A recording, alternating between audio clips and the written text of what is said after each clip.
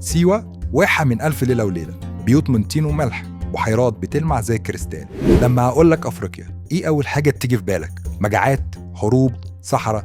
طب اسمع بقى، أنت كده ما شفتش أفريقيا الحقيقية. كيب تاون مدينة على مستوى نيويورك، فيها شواطئ فخمة، أبراج، كافيهات عالمية، وبرج بيطلعك فوق السحاب حرفياً. كيجالي أنظف من عواصم أوروبا، ما فيهاش بلاستيك من أكتر من 10 سنين، وشوارعها مليانة نظام وأمن بطريقة غير طبيعية.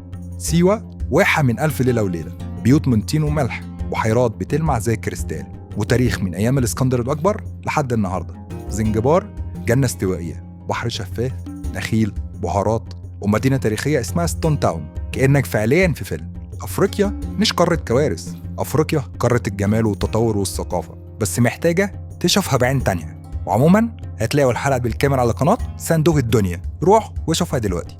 وما تنساش بقى اللايك والشير والاشتراك في القناة.